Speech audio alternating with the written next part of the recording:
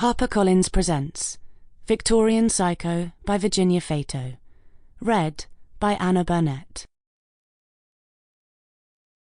For Lucas, who puts up with my darkness every day. Everything is in flames. Charles Darwin, letter to J.S. Henslow, 1832. Prologue.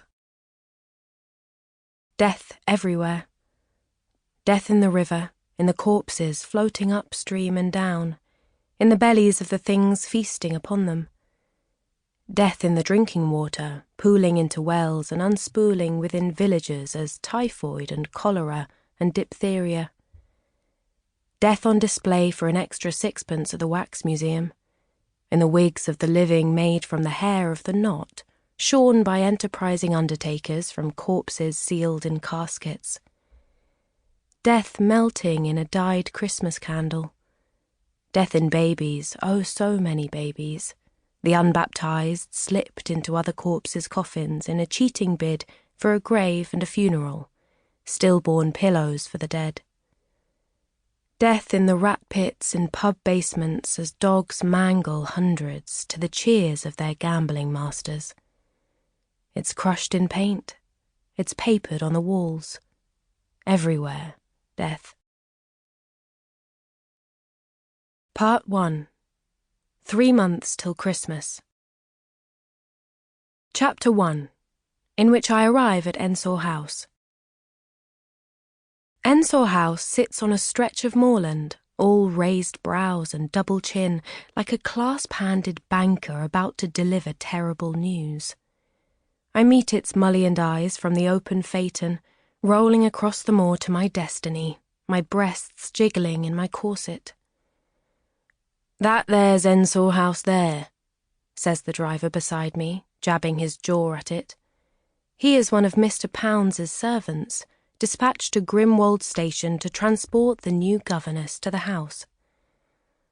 My gaze falls to the horse's velvet haunches before me, then to the driver, his cheeks pitted with smallpox scars, his large drooping nose bulging like a goiter.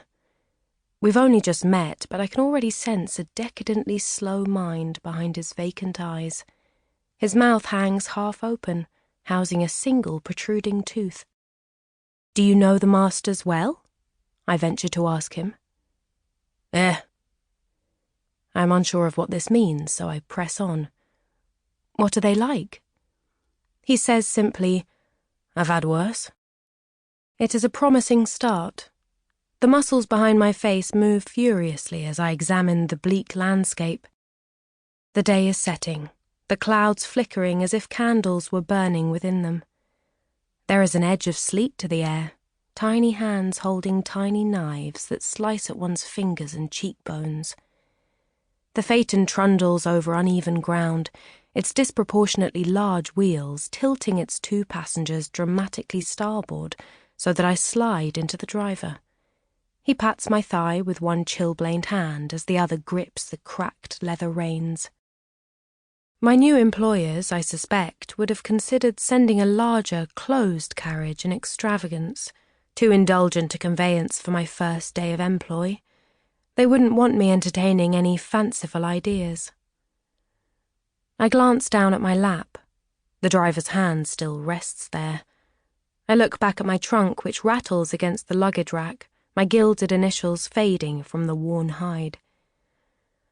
The horse stops at the gateway and hangs its head in what could be construed as a sign of defeat, and the decrepit driver hops down with surprising deftness to unhook the latch and drag the iron gates open across the gravel. We continue past a pair of crumbling stone pillars and ascend the drive. The servant brings the carriage to a halt a short distance from the house, saying nothing. I understand I am to exit the carriage, and with that I slide off, my dress riding up my thighs. My boots land in mud with a squelch of viscera squeezed in a fist. A crooked tree bows before me, the very points of its leaves a vibrant red. Smears of ivy frame an upstairs window, through which a stern-faced woman looks down at me. The main entrance to the house...